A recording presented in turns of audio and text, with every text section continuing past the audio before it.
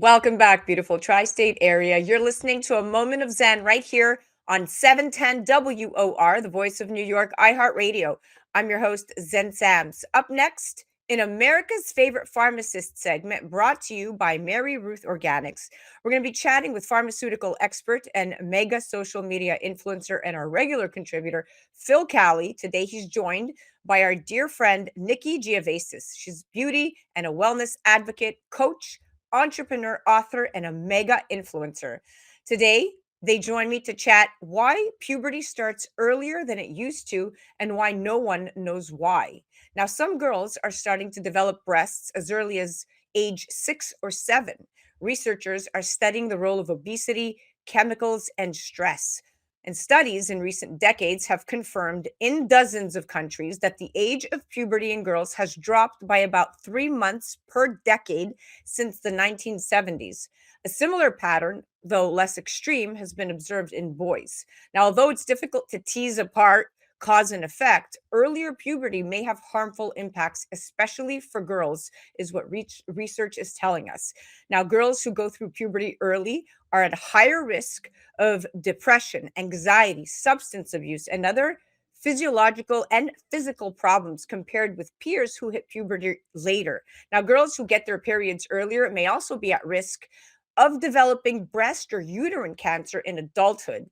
Here to chat and break it all down for us is the amazing Phil Cowley and our dear friend Nikki Giavasis. Welcome to the show, superstars.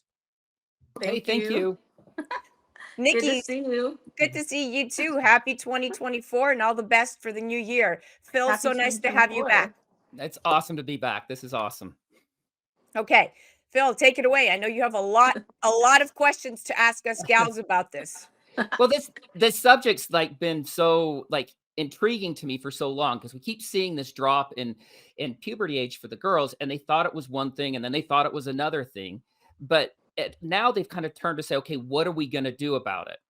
And it's kind of interesting because, like in a lot of things in medical, men are trying to explain to women what they need, maybe way too often.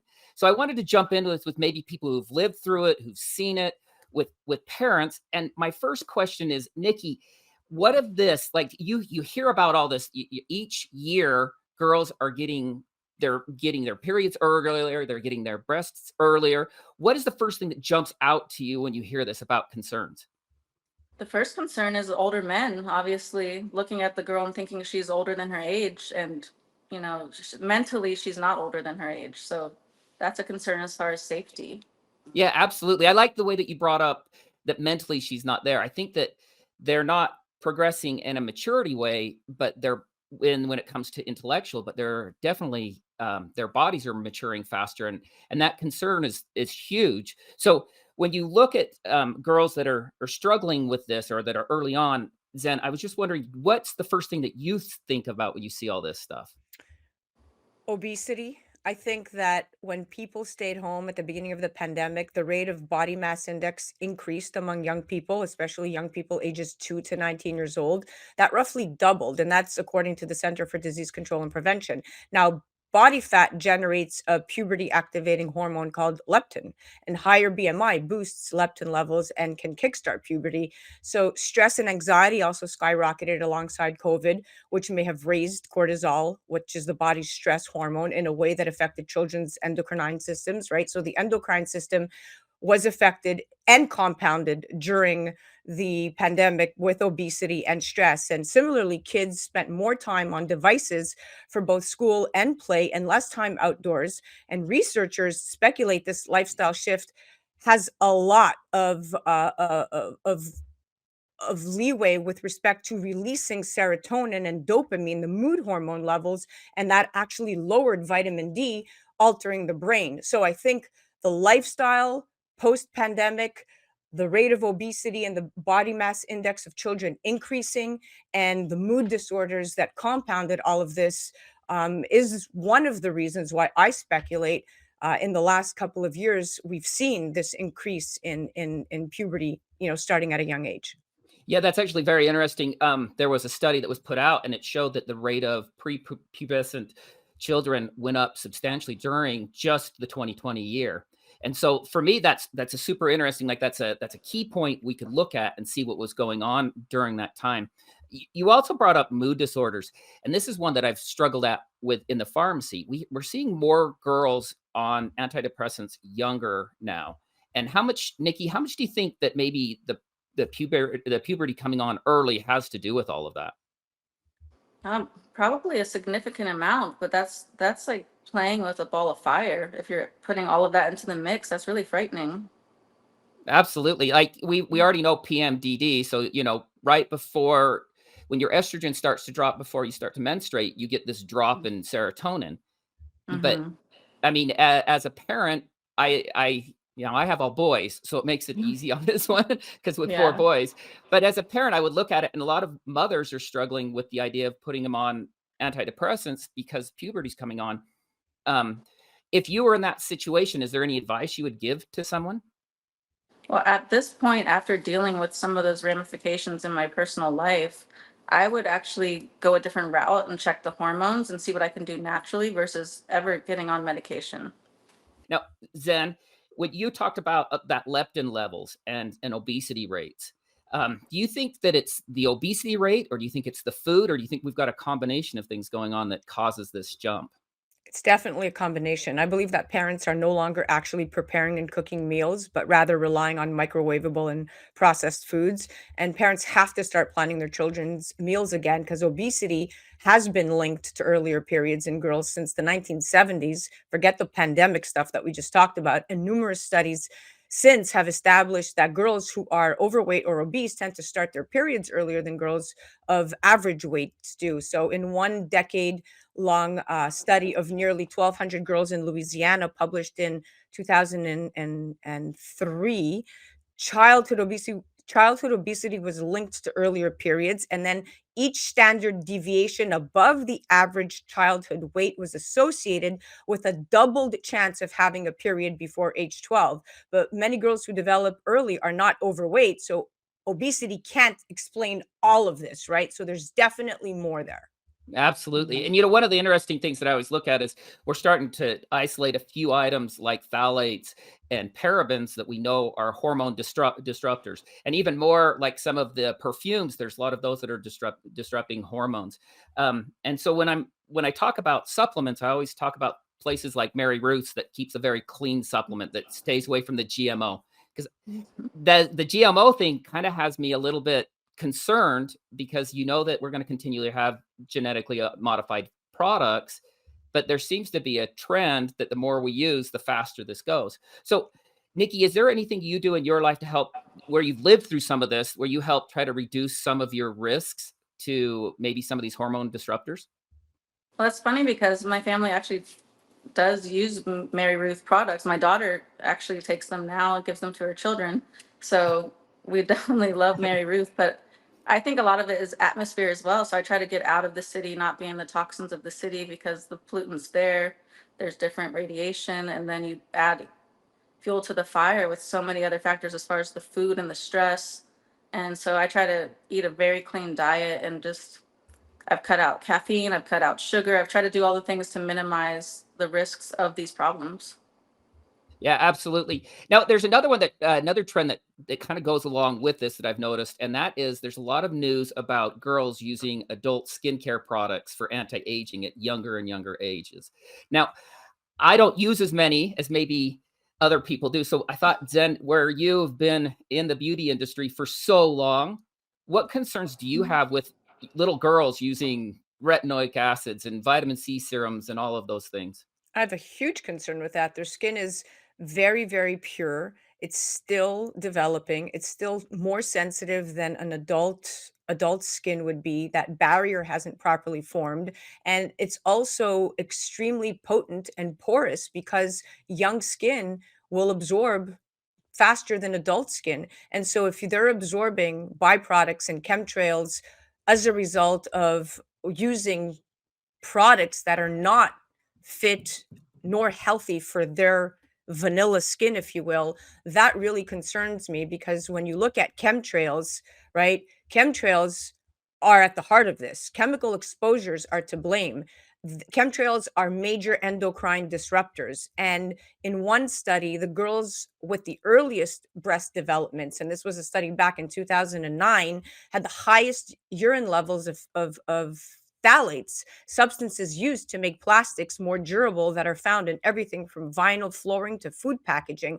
And phthalates belong to a broader class of chemicals called endocrine disruptors, which can affect the behavior and hormones and have become ubiquitous in the environment over the past several decades. So it all points back to making sure you know what's in your food, making sure you know what you're putting into your face, and more importantly, making sure you know what products you're allowing your children to use.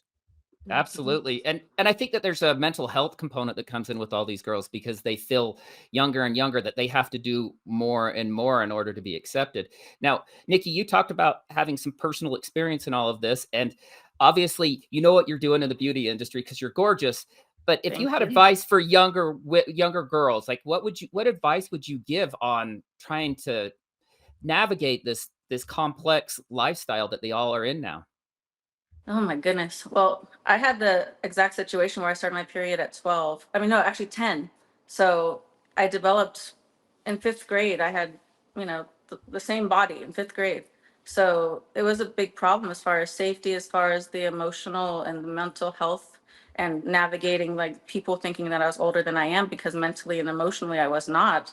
So I would say with how they have social media now and there's so much influence on every move to garner likes, to make sure you're popular, I would still say stay true to yourself versus following the crowd, because you can get so lost following the crowd and trying to be like someone else. It's so much better to embrace your own natural beauty and not try to emulate what someone else is doing, because it doesn't give you happiness. No, it never really does, and usually you find yourself more lost, and then you go through a whole journey to go back to where you were at to begin with. And I Yep. think that that's beautiful advice, like completely what I wanted to hear. Zen, you have a daughter, and I know that you work really hard to let her be a child. What message would you send to her or her peers when it comes to becoming a girl, becoming a woman, maybe a little bit too early, and how do you help them navigate that? That's a great question. And my daughter is 8 and she's already developing. She is wearing a size 7 women's shoe and she's in the second grade. She's totally Mhm. balanced in terms of height and weight, meaning she's a very tall girl.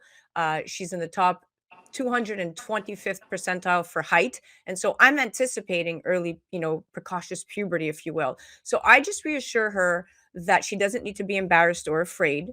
These are normal changes that happen to your body. I tell her that, everything's working normally, just a little bit too fast, and in some kids, too slow.